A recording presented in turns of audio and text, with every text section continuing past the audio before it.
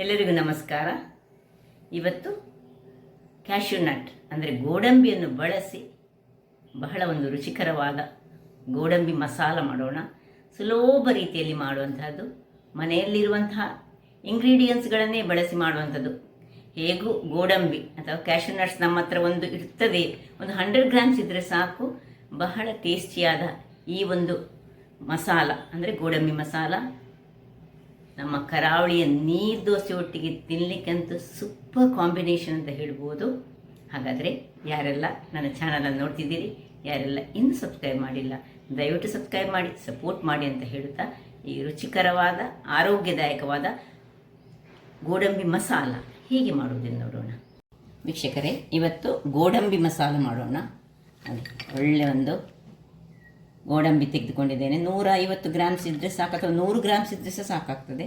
ಒಂದು 10 ಈ ಬಾದಾಮನ್ನು ಸ್ವಲ್ಪ ನೀರಿನಲ್ಲಿ ಹಾಕಿ ಸಿಪ್ಪೆ ಇಟ್ಕೊಳ್ಳಿ. ಒಂದು 2 ಚಮಚದಷ್ಟು ಈ ಒಳ್ಳೆ ಬಿಳಿ ತೆಂಗಿನ ತುರಿ ಇದ್ದರೆ ಒಳ್ಳೆಯದಾಗ್ತದೆ, ತುರಿ.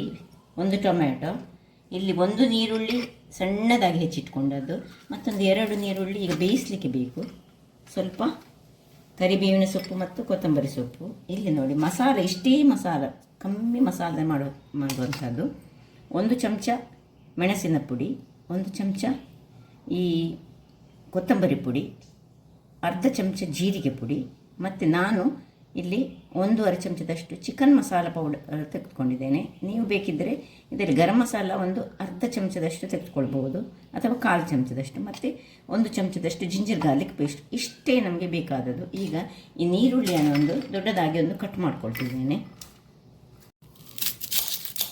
ಇದನ್ನು ರಫ್ಲಿ ಒಂದು ಚಾಪ್ ಮಾಡುವ ಮೊದಲು ನಾವೇನು ಮಾಡೋದು ಹೇಳಿದರೆ, ಇಲ್ಲಿ ಒಂದು ಪಾತ್ರೆಯಲ್ಲಿ 1 ಲೋಟದಷ್ಟು ನೀರನ್ನು ಇಟ್ಟು ಈ ಗೋಡಂಬಿ 10 ಬಾದಾಮು, ಮತ್ತೊಂದು ಇದರಲ್ಲಿ ಒಂದು 4-5 ಇದರಲ್ಲಿ 10 ಗೋಡಂಬಿ, 10 ಬಾದಾಮ್ 10 ಗೋಡಂಬಿಯನ್ನು ಹಾಕ್ಕೊಳ್ಳೋಣ. ಅದರಲ್ಲಿ ಅದು ಬೇಯಲಿಕ್ಕೆ ಸ್ಟಾರ್ಟ್ ಆಗುವಾಗ ಈ ನೀರುಳ್ಳಿ, ಚಾಪ್ ಮಾಡಿದಂತಹ ನೀರುಳ್ಳಿ, ಅಂದರೆ ಚಾಪ್ ಅಲ್ಲ, ನಾವು ರಫ್ಲಿ ಚಾಪ್ ಮಾಡಿ ಇದನ್ನು ಅದಕ್ಕೆ ಹಾಕ್ಕೊಳ್ಳೋಣ. ನೋಡಿ, ಇಷ್ಟಿಷ್ಟು ದೊಡ್ಡದಾಗಿ ಈ ಒಂದು ನೀರಿನಲ್ಲಿ ಇದನ್ನು ಹಾಕ್ಕೊಳ್ಳೋಣ.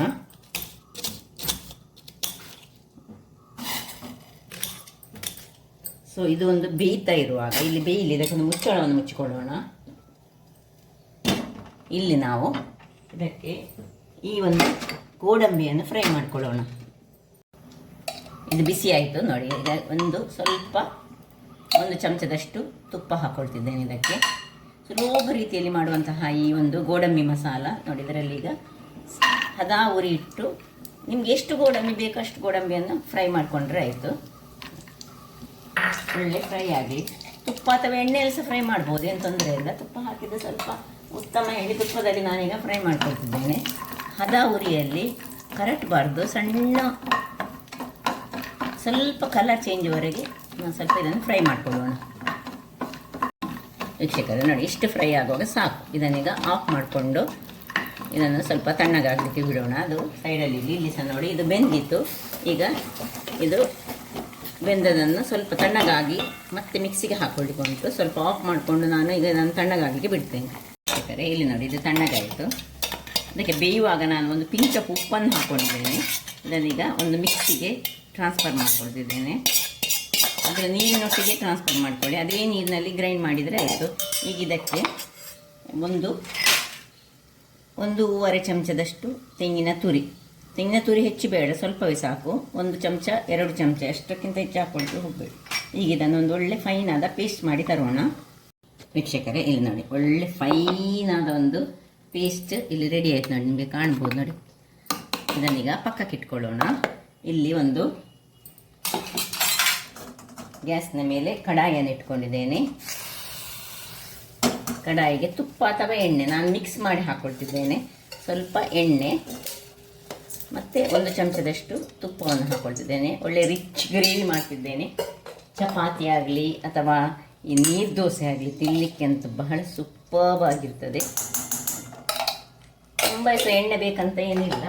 ಈಗ ಇಷ್ಟ ಆಗುವಾಗ ಸ್ವಲ್ಪ ಜೀರಿಗೆಯನ್ನು ಇದಕ್ಕೆ ಹಾಕ್ಕೊಳ್ತಿದ್ದೇನೆ.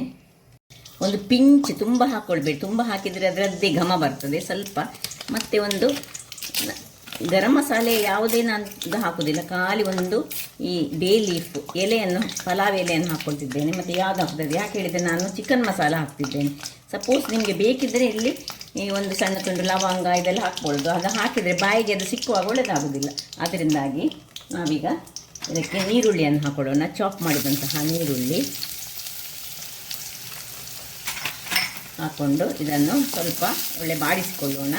ಕಂದು ಬಣ್ಣ ಬರೋದು ಬೇಡ, ಜಸ್ಟ್ ಬಾಡಿದರೆ ಸಾಕು. ಈರುಳ್ಳಿ ಬಾಡುವಾಗ ಒಂದು ಟೊಮ್ಯಾಟೊ, ಅದಕ್ಕೆ ಹೆಚ್ಚೇನು ವಸ್ತುಗಳೇ ಬೇಡ. ಇನ್ನು ಇದು ಆಪ್ಷನಲ್, ಕರಿಬೇವಿನ ಸೊಪ್ಪು ಬೇಕಿದ್ರೆ ಹಾಕ್ಕೊಳ್ಳಿ. ಸ್ವಲ್ಪ ಚೂರು ಚೂರು ಮಾಡಿಕೊಂಡು ಹಾಕಿದರೆ ಪರಿಮಳ ಒಳ್ಳೆಯದು ಬರ್ತದೆ. ಕರಿಬೇವಿನ ಸೊಪ್ಪು, ಸ್ವಲ್ಪ ಚಾಪ್ಡ್ ಕೊರಿಯಾಂಡರ್ ಲೀವ್ಸ್, ಸ್ವಲ್ಪ ಇದರಲ್ಲಿ ಫ್ರೈ ಆಗಲಿ. ಚೂರು ಉಪ್ಪನ್ನು ಇದಕ್ಕೆ ಹಾಕೊಳ್ಳೋಣ.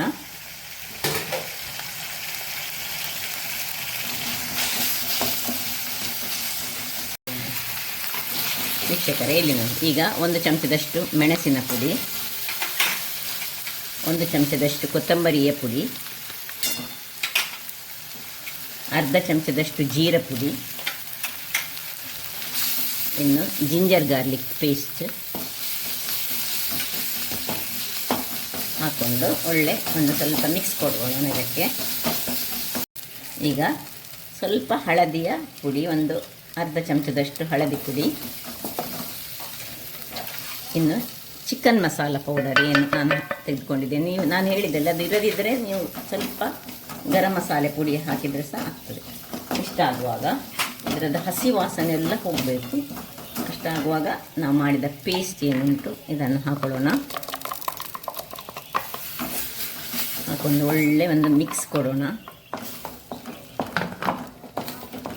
ಇನ್ನು ಒಂದು ಅರ್ಧ ಲೋಟದಷ್ಟು ಅಥವಾ 1 ಲೋಟ ನೀರು ಈ ಮಿಕ್ಸಿಗೆ ಹಾಕ್ಕೊಳ್ಳೋಣ.